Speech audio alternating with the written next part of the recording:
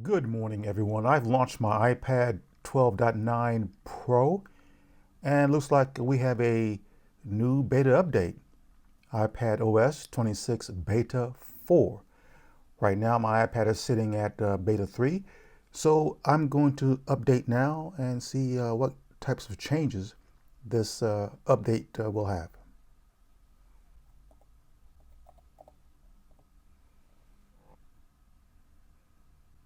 So the update is being requested. As you can see, there we have a progress bar, but what I will do here, rather than have you sit through this painful part, I'll go ahead and fast forward this process and get to the more relevant parts of this update. Okay, I've updated to the iPad OS 26 Beta 4. This is my default desktop, but let's go into settings first. And let's go to About.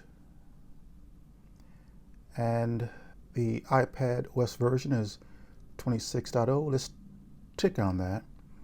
And we see here that the build number is 23 Alpha 5297I.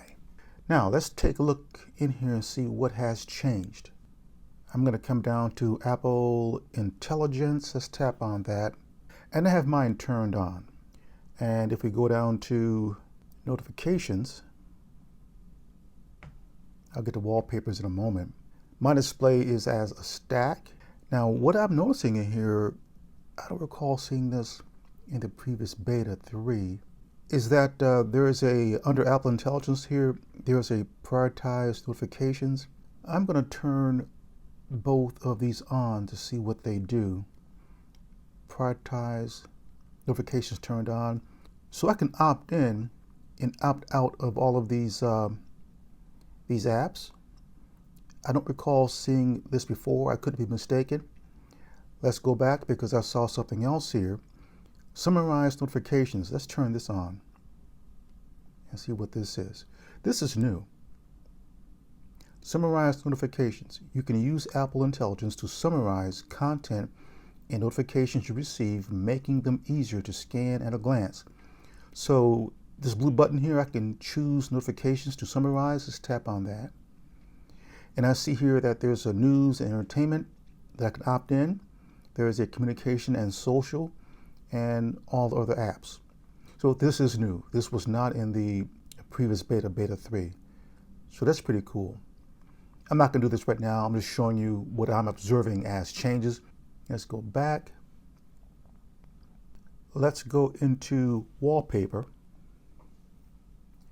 And as you can see, this is my default wallpaper. I like this one. Let's do add new wallpaper to see if any new wallpapers have been added.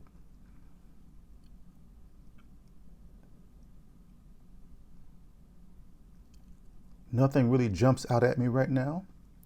It all looks the same as what we had in the in beta 3. So I'm going to exit out of that. And let's go out to the desktop. I'm going to tap on these traffic lights and tap on that X to dismiss that window. If I go into the control center, I'm going to swipe down from the upper right hand corner. Looks the same. There is a little bit of liquid glass there. In fact, if I were to scroll down from the top, see, we get that. That's liquid glass.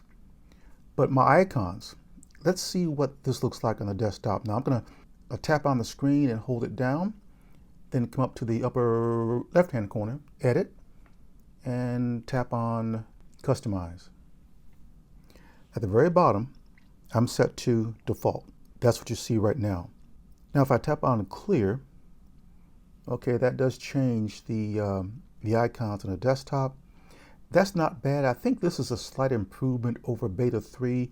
It does look a little bit more liquid glassy, if that's an expression, I don't know. But what happens if I tap on tinted? Okay, that does give it a little bit more vibrancy, I suppose. And we have these slider bars here where we can modify how we want those to look. I think that's pretty cool. Okay, I'll play around with this later on. What happens if I tap on the dark button there? Okay, that takes him back to default.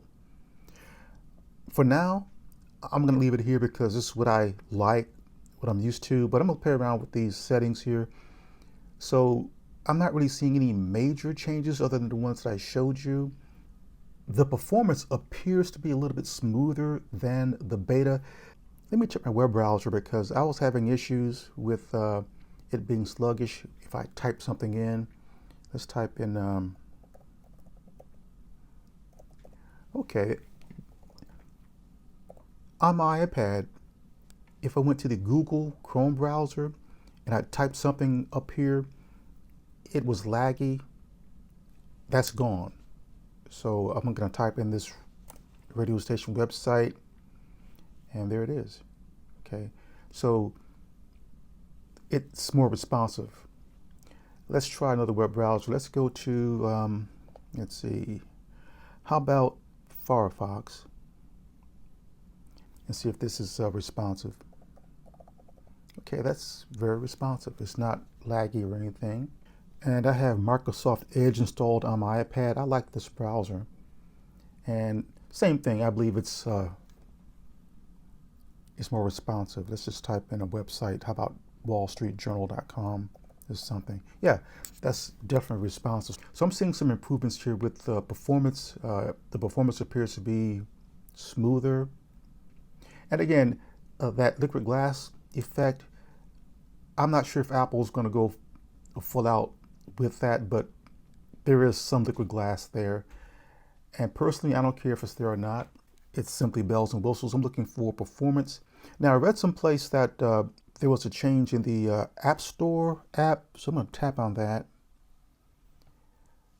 And at the top, I see in the menu here, today, games, apps, and arcade. So I'm going to tap on games. I don't recall seeing these menus below that. So that might be something that's new. If I tap on apps, below that we have more options and arcade. Okay, that does appear to be new. I'm going to tap on the traffic lights and dismiss this screen. It looks like in this beta 4 that Apple reintroduced this notification summaries for news and entertainment. You can opt in, you can opt out.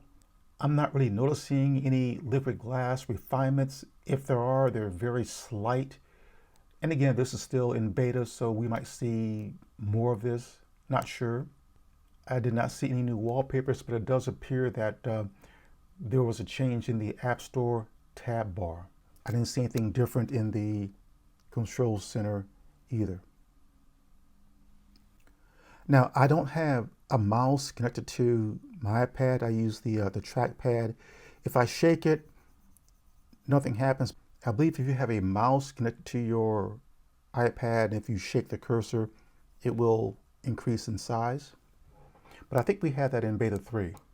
I'm going to go into the files menu here. That's something I did not check. I don't see anything new in here. If I tap on this, I can select multiple files or folders. I'm going to deselect this. I see here that I can list by date modified, date created, date last opened, date added, kind, size, and tags. I like the feature where if I opened up a file, let's see if I have anything on here. I usually have my external SSD drive attached to this, but I like the notion where if I tapped on a file or folder and I held this down, I can drag this over, let's say to this download folder and hover over that, and it automatically pops up. This is quick. If I release it, see it copies that over there. In beta 3, it didn't do that. I could do this, but it wasn't this quick. Let me do this again. I'm going to go back to something on my iPad here. Microsoft Word again. Let's take this monthly expenses file. I'm going to hold down on it, and I'm going to drag it over to the downloads folder to the left. Notice what happens. It's almost immediate. Boom. See, it's right there. If I release it, it's copied over. I like that. That's very responsive. So the main thing that I'm noticing in this beta 4 is the reintroduction of the Apple Intelligence notification summaries, where these notification summaries are powered by Apple Intelligence for news and entertainment apps, and where you can opt in or opt out. And I've noticed an overall improvement of the performance of my iPad. So that's it. Hope this helps. And of course, you can do your own research. And this came out today. Today is July 22nd. So that's it.